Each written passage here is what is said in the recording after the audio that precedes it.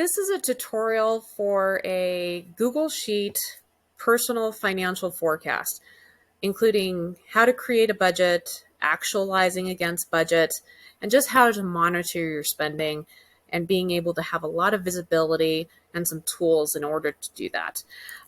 If I was to walk you through just the basics of this spreadsheet, one, I do like Google Sheets. It's a free service, so you can create as many as you want. Of course, you only have so much data, so eventually you will max out. But in order to just do a quick Google spreadsheet, it's a great option. The basics for doing a forecast or a budget is having vendor information, dollar amounts, and dates. I like to see on a monthly basis what my activity is. I don't want to look just at 1 month. I think looking at multiple months gives you an idea of, on average, how much do you spend and where do you spend it. And as you can see, there's a list of vendors, and then there's a type. This one, I have all of the to-go vendors together, so I can easily just type in my meals. You can organize the spreadsheet however you want.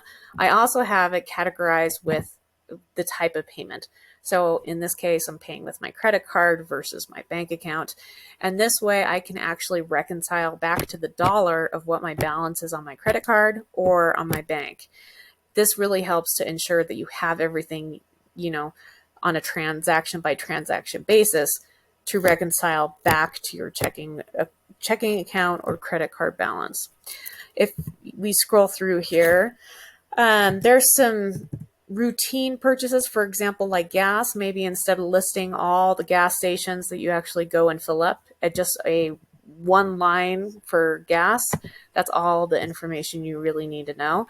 If you keep going, I might have different types of vendors. For example, this vendor has two different types, has pet vet and pet costs. One of these, a pet vet, is supposed to be a required cost. Veterinary bills are something that's going to be required that I'm not going to be able to get around, but maybe pet costs are some optional charges, like buying a sweater or a new leash or something like that. So as I go through here, based off of how I've used this in the past, I create different categories based on each vendor. So I might start out with, here's Hobby Lobby, one as merchandise, but then I might routinely be buying school supplies, and I want to analyze that. So this is all of your own information. I have all of our purchases activity, and then I kind of have it broken out by type of financial institution. So I have activity for my bank account as well. This includes bank transfers, my paycheck that comes in, and payments for the credit card. So I have all of my cards in here, all of my activity, and this has allowed me to really see what I'm spending my money on and help me create my own budget. By having the types categorized, I can simply see what categories I'm spending money on and see, how I'm doing. When we get over to the forecast, you can see I've actually created a forecast based off of my spending, and I can kind of grade myself on how I'm doing. It also helps me see where I might have spent large quantities of money in the past. For example, here's $4,000. I open up the types, and I can see here's all these optional purchases.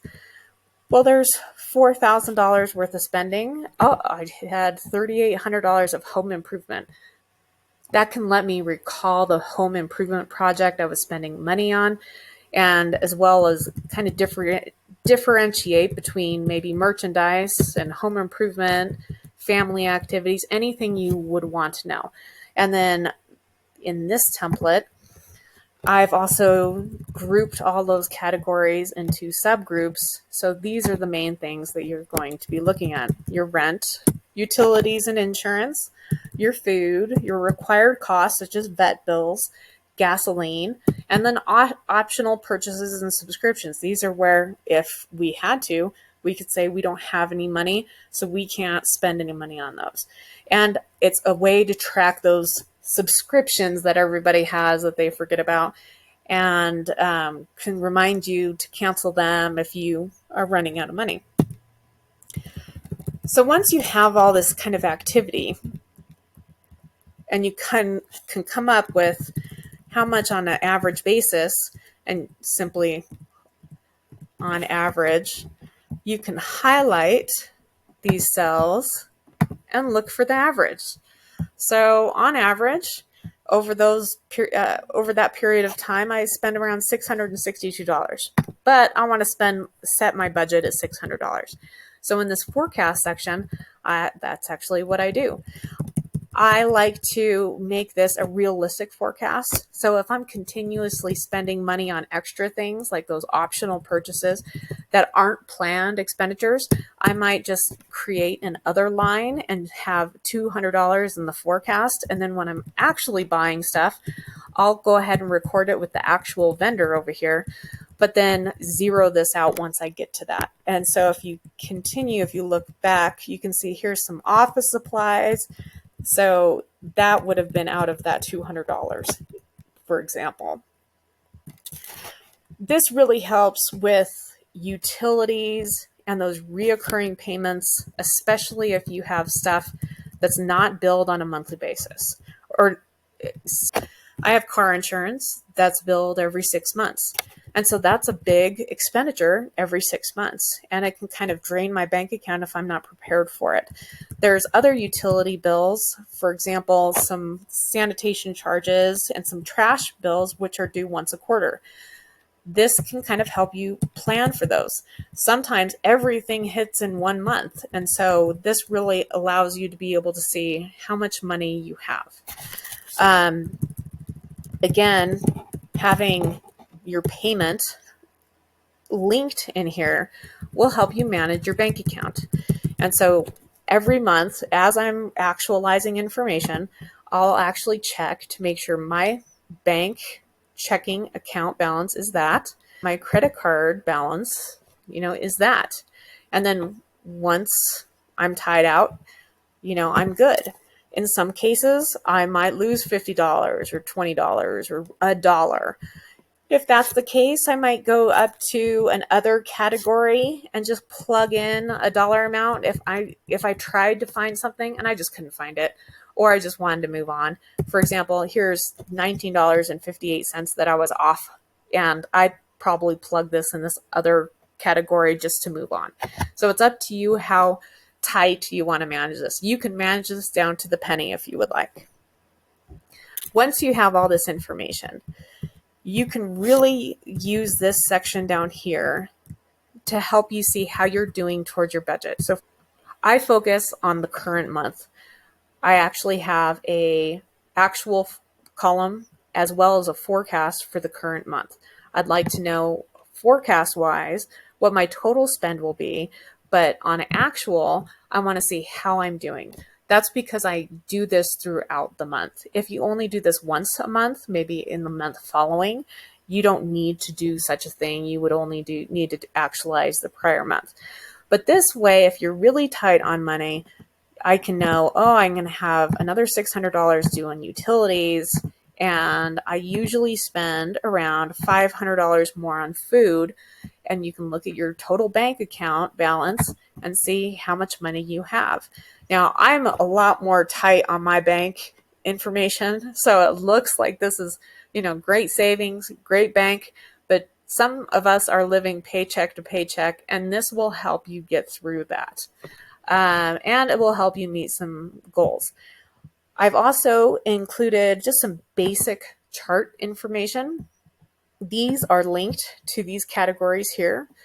And if you plus these out, they have different categories, and I've linked the charts to them. So you can see here's a monthly forecast for total expenditures. This gives you the different categories. You can see housing is all the same. Then you have utilities and insurance. Then you have food, required cost, optional purchases, and credit card activity. You can see that you can really use this to get yourself in a budget operational method, because you could look in here and say, oh my gosh, I'm just spending $2,000-$3,000. That is insane. You might only make $5,000, and that will help you identify you really need to rein in your spending.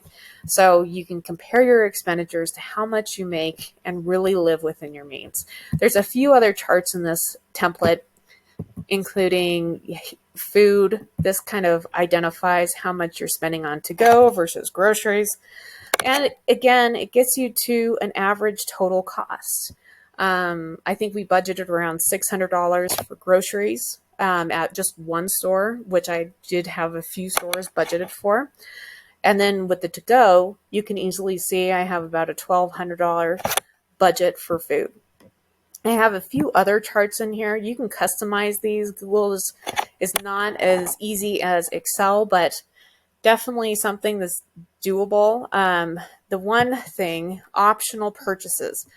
If you set a budget for your optional purchases, try to stay within that. I think you can really use this to see if your spending is kind of out of control, and you can kind of minimize it to say, I can afford that this month, but not next month. And then I've created just an extra chart, and then you can actually go into here, edit the chart, and select what series you want to see. So out of all of those series, you could see housing, to go, required costs, anything like that. And then it will go ahead and publish that information for you. Utilities, and you can get rid of stuff.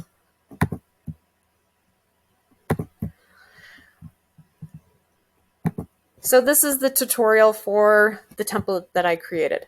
You can create your own. If you like access to this template, I do offer a link to copy this template down to your own Google account and then save as, so it's your own file, and you can run with it from there. Use all the formulas, use all the tools. It is $10. But I think a real good investment if you're willing to put in the time and effort. I also will help you get your forecast started if you want history and your data. If you're willing to share that data with me, again, just the information, transaction date, vendor, and dollar amount is all the information that's needed for this forecast. No banking information, no account information, nothing else is needed in order to do a good forecast. So I do have services if you would like some assistance setting something up. I have those available. Thank you for listening. Sorry for the long video. Please leave me comments. And if you'd like more videos or to answer on how to forecast or set up budgeting, please put your comments below. Thank you.